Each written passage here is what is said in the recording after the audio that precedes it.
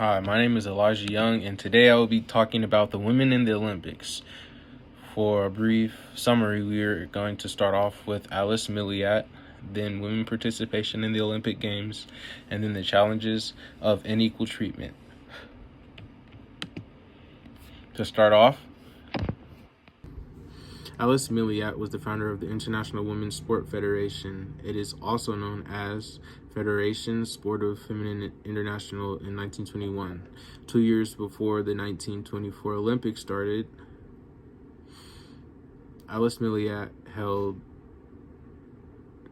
an all-women's Olympics in 1922. And even though Pierre de Coubertin, the founder and leader of the modern Olympics, did not agree with her, she pressed on and fought. Fast forward to 2024, and there is an equal number of women athletes as men athletes, that number being 5,250, evenly split. In 1915, Milliat became president of the local women's sports club, where she co-founded a national federation in 1917. And the first women's international games was a one-day track meet where the women all participated in field events and track events.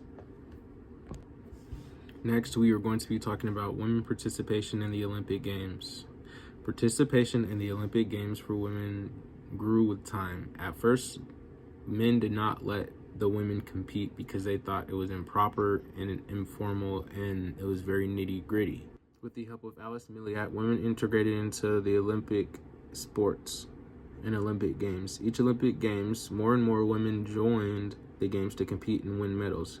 The International Olympic Committee, the IOC, recognized that one of the functions of the IOC is to encourage and support the promotion of women in sport, as well as at all levels and in all structures, in order to put into practice the principle of equality between men and women.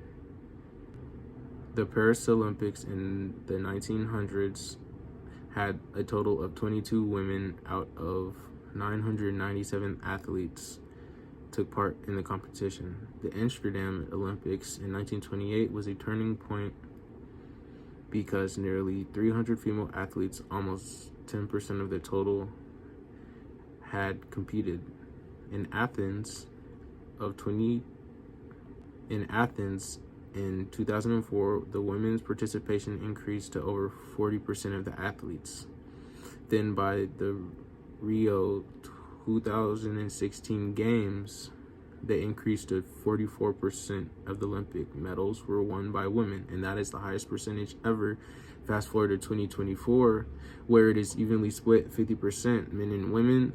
That is the highest now, and that is amazing to see. Now we are going to be talking about the challenges of unequal treatment, and this is not just within sports, but within society.